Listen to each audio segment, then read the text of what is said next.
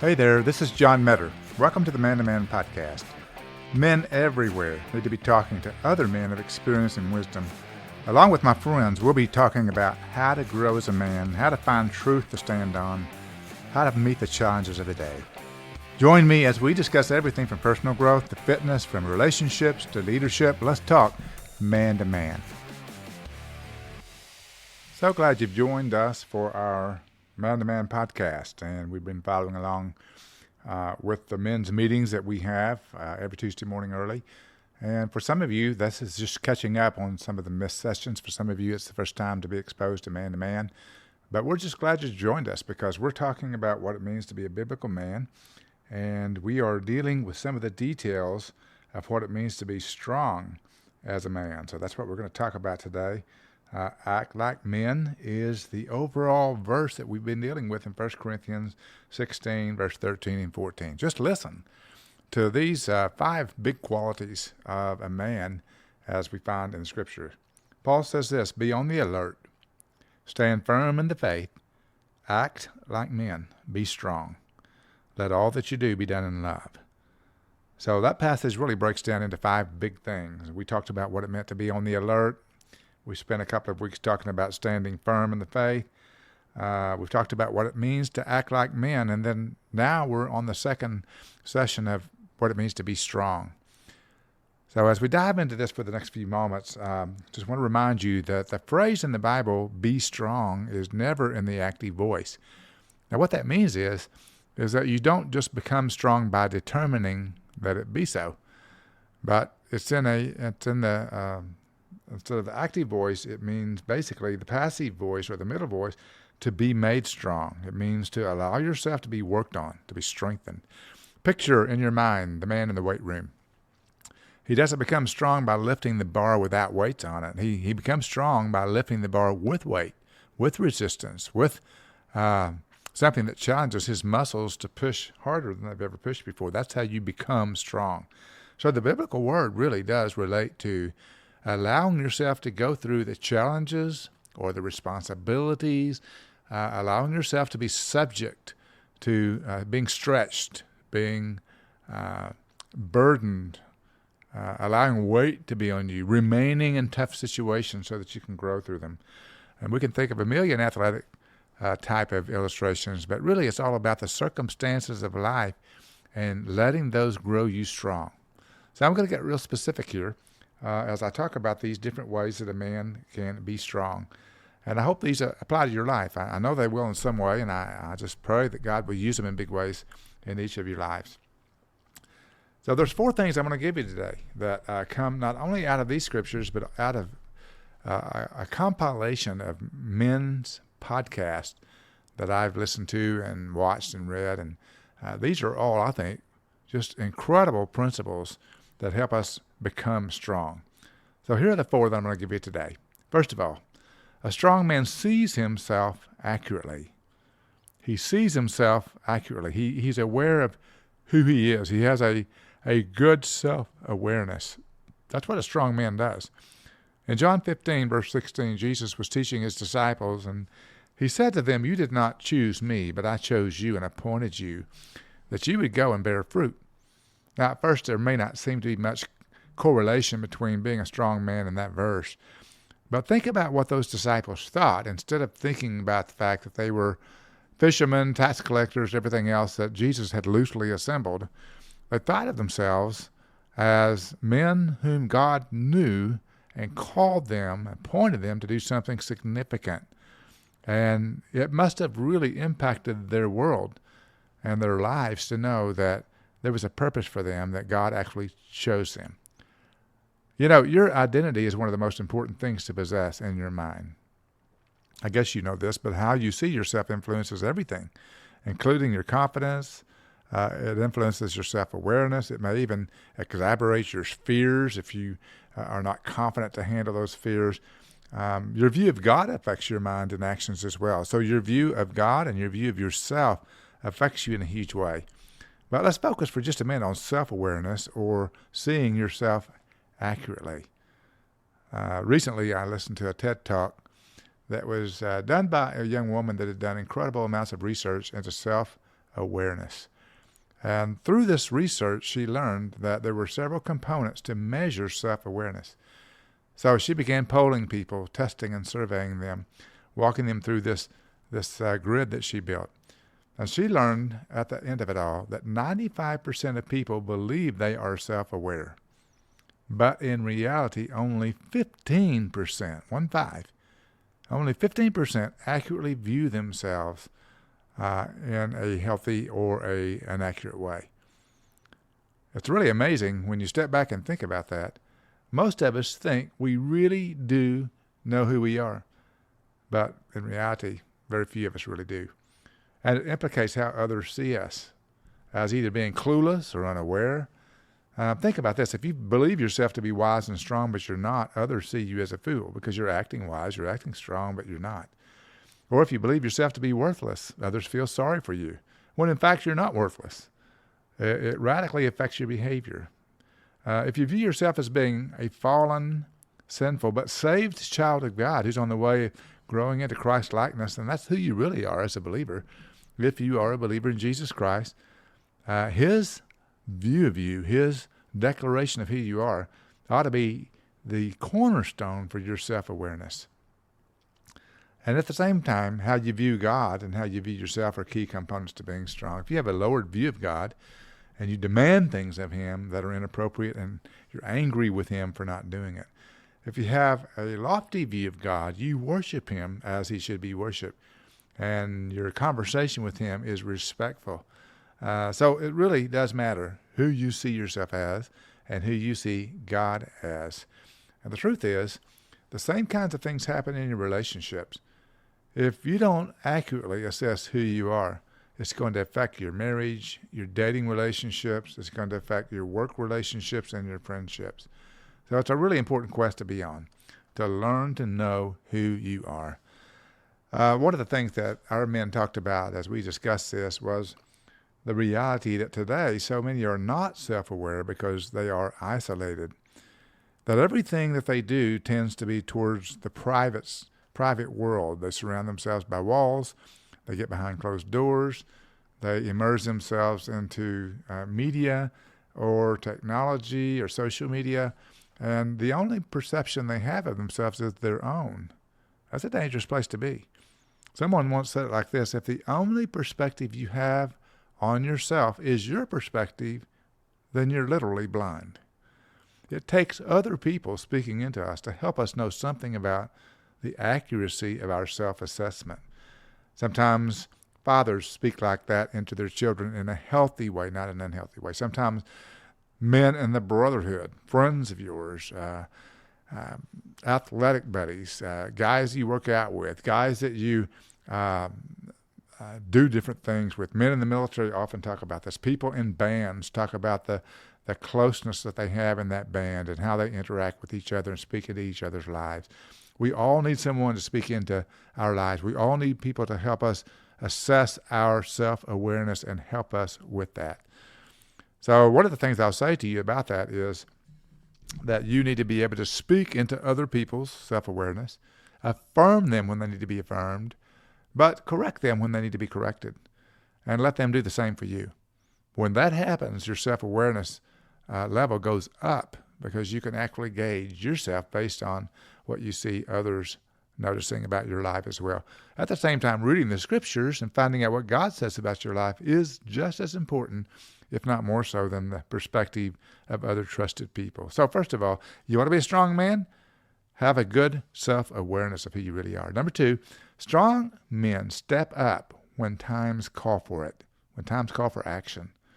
The Bible says, in all labor there's profit, but mere talk only leads to poverty. That's just a principle that says you can talk about anything, but you'll never, ever make progress without action.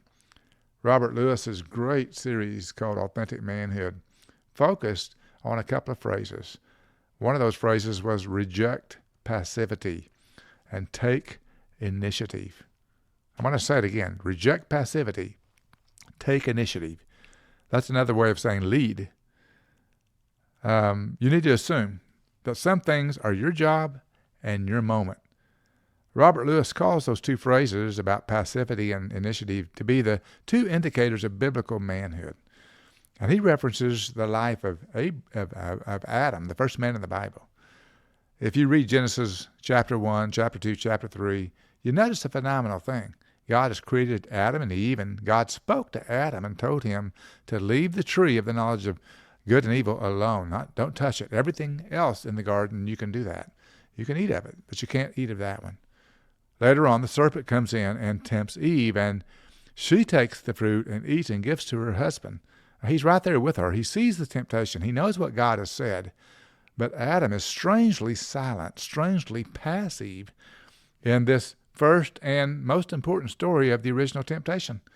And it's really incredible to see that only by being passive did all this fall of mankind really take place. So passivity was really behind that fall of mankind, which has all kinds of implications for us today.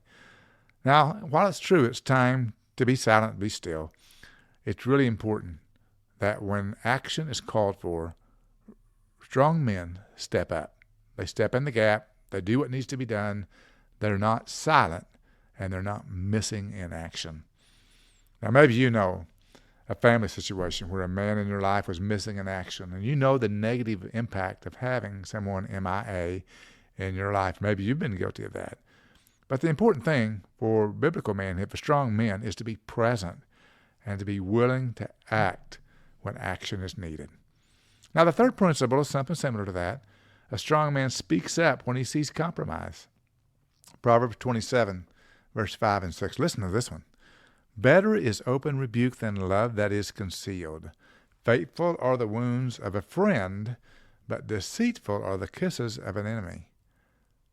Now, you know what that means, right? It means that it's more valuable to have a friend who rebukes you, who tells you what you should stop doing, or tells you what you ought to do, even though it may hurt. He's a friend. He cares for you. He shares with you what needs to be shared. That's better, more valuable than an enemy that pats you on the back and compliments you, even though you really need to do something and you really need to say something about your life. Silence in a time of sin is sin itself. I think it was Todd Wagner that said that. Be kind but strong. Correct what is wrong in other people's lives or in your own. Stand up for the victim and the one being bullied. Reject the sensational video mindset of this generation who takes a video of a bully situation instead of intervening. Recently, I saw a shocking video of a fight that took place in a McDonald's in some major city in America. And the fight was between an older woman, by that I mean 30-something-year-old woman, and a younger woman, by that I mean a teenager. And they didn't know each other, but somehow the older woman was aggressive toward the younger woman. Don't know what happened.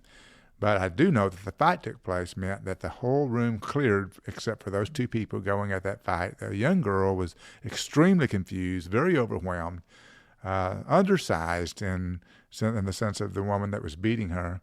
She was dragged around by her hair on the floor. She was beaten and bloody, and nobody intervened. In fact, everybody got their phones out, and they began to take pictures and video of this horrible beating. It was despicable that no one stepped up and no one intervened. In fact, when someone finally intervened, it was the companion of the larger, older woman who said, that's enough. So nobody advocated on the part of this innocent, seemingly innocent young girl.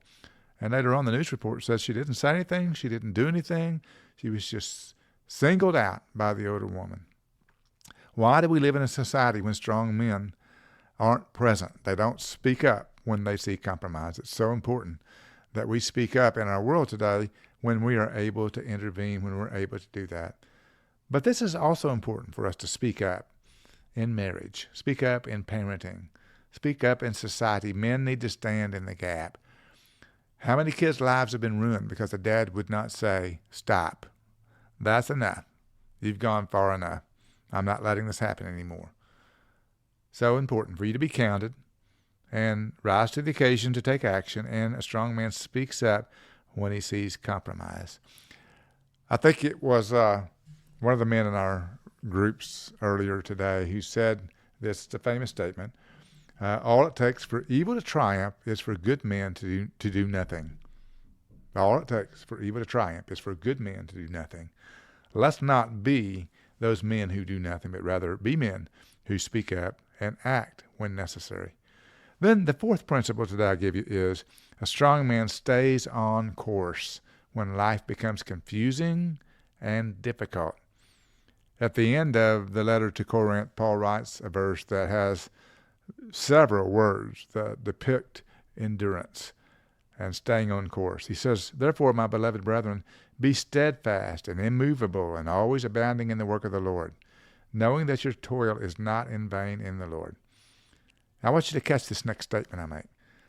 In my estimation, the most successful men have simply weathered the storms with great diligence, period.